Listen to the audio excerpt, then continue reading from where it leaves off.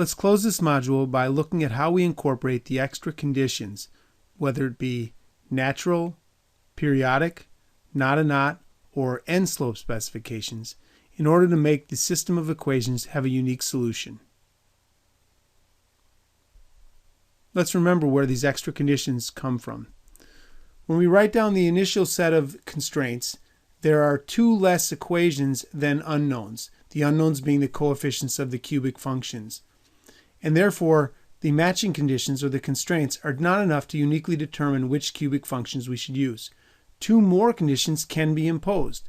Four common approaches are natural boundary conditions, which impose second derivative equal to 0 at the endpoints; periodic boundary conditions, which impose that the slope at the left and right end are the same, as well as the second derivative at the right and left end.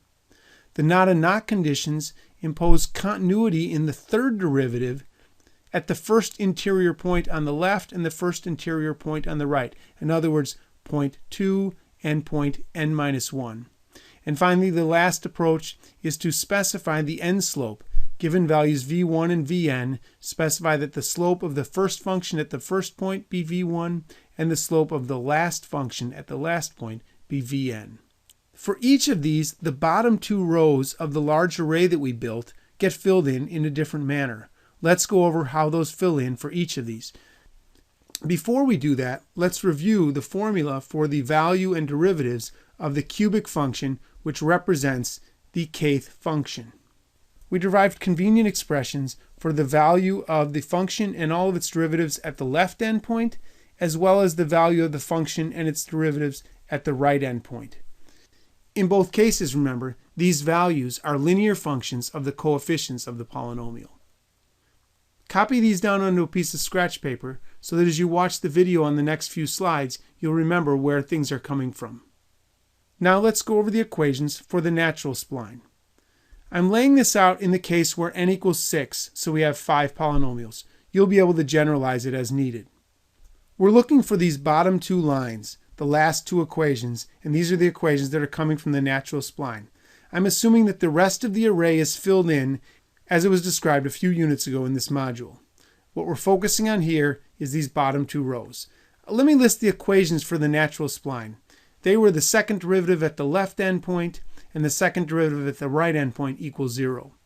But let's remember what these second derivative expressions are. The second derivative of f1 at x1 is 2 times the a2 coefficient of the first polynomial. The second derivative of the n-1th function at xn, its right endpoint, is 2 times the a2 coefficient of the n-1th polynomial plus 6hn-1 times the a3 coefficient of the n-1th polynomial. In this case, remember n is 6, so n-1 is 5. So here we're talking about the fifth polynomial. We need to set both of these expressions equal to 0. Let's see how that will fill in. Here, 0, 2, 0 picks off 2 times the a2 coefficient of the first polynomial, and that should be equal to 0. Similarly, this row vector picks off 2 times the a2 coefficient of the fifth polynomial plus 6hn-1 times the a3 coefficient of the fifth polynomial, and that should sum to 0. Therefore, this is the manner in which the extra equations for natural spline are implemented. 2 extra rows in the array and 2 extra entries in the vector. How about for the periodic spline? Again, the setup is exactly the same. We're looking to fill in these bottom 2 rows. Let's remember what the periodic spline conditions are. The slope at the left end and right end should be equal, and the second derivative at the left end and right end should be equal. Let's recall what those expressions are. The slope at the left end is the a1 coefficient of the first polynomial, whereas the slope at the right end involves the coefficient of the n-1st polynomial in this exact manner. Similar expressions for the second derivatives at these points are also obtained in the same way. For f1, since x1 is at its left endpoint, the expression is very simple, only involving one of the coefficients. For fn-1 at xn, that's its right endpoint, and that involves the h expression listed there. Now remember, the conditions above says these need to be equated. So what we'll do is we'll subtract the condition at xn minus the condition at x1 and set it equal to 0 in both cases. That will give us zeros on the right-hand side, and on the left-hand side, the way in which this fills into the array is as shown. As I've asked you to a few times already in this module, take a pencil and paper and convince yourself that the top of these two rows is the difference in the derivatives equaling 0, and the bottom of these two rows is the difference in the second derivatives equaling 0. Assuming you've checked that out, now let's move on to the not a not condition. As before, we're simply filling in these bottom two rows. What are the conditions for not a not?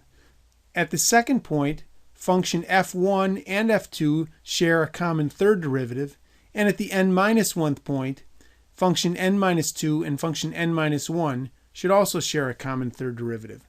We need expressions for the third derivatives, and they're all quite simple. They all involve the A3 coefficients of the various polynomials. Remember, the third derivative of a cubic is a constant. That's why only constants are involved here. By subtracting and equating these both to 0, we'll get some linear equations involving the A coefficients. This top one is 6 times the A3 element of the first polynomial minus 6 times the A3 element of the second polynomial should be equal to 0. That matches up the third derivatives of f1 and f2 at point x2. At the other end, 6 times A3 of the fourth polynomial minus 6 times A3 of the fifth polynomial should be equal to 0, and that will impose that the third derivatives are equal at x5. Finally, what about the extra equations for specified n-slope? When the n-slope is specified, numbers v1 and vn are given, and the goal is to make the spline satisfy these slope conditions at the left and right end respectively. The slope at the left end is simply the a1 coefficient of the first polynomial, while the slope at the right end is a more complicated expression involving the coefficients of the n-1, in other words the last polynomial, in this case the fifth polynomial. These expressions will fill in the bottom two rows of this array. In order to get the a1 coefficient of the first polynomial, we need a row vector of the form 1, 0, 0. That times the first coefficient vector should give us v1. Likewise, at the other end, we need a row vector of the form 1, 2hn-1, 3hn-1 squared, multiplying the coefficients of the n-1, or fifth polynomial, and that should be set equal to vn. v1 and vn are the specified n-slopes, and these two equations that we've included now impose that constraint on the spline. That's all there is to solving for the spline coefficients. A major part of the array is filled in regardless of what two extra conditions are to be used, and then depending on the extra conditions, the last two rows are filled in. This is a square system of equations that always has a unique solution, and simply using backslash can solve it. It turns out for these spline conditions, some additional simplification by hand can be done, resulting in a smaller system of equations and then more back substitution to solve for the other coefficients. Carrying that out is not the focus of this module. In this module, we are introduced to splines. We saw what the definitions were in terms of matching up derivatives and second derivatives and function values at various points, and how to set up a large system of linear equations that can solve exactly for the polynomial coefficients. That's a good introduction and a perfect place to stop. Before we do that, though, let's check about the manners in which this is implemented. Well, first you really need one function to transform your xy data into the coefficients of the polynomial. To do that, just do what we just did. Build the various arrays and use backslash. Then you also need another function to evaluate this spline function at an arbitrary value of x. This function will need the coefficients that you computed. The function also needs the x samples. For the arbitrary value of x, you need to determine which interval it's in so that the corresponding cubic polynomial can be applied at that value. And finally, you need the x values for which the evaluation should take place. The commands spline and ppval in MATLAB implement the ideas put forth here in a more efficient manner. An important thing to note, though, is that only the not a not and specified end slope conditions are available. If you want anything else, you'll have to hunt around on the web for different software, or possibly use the ideas here and just write it yourself. Good luck.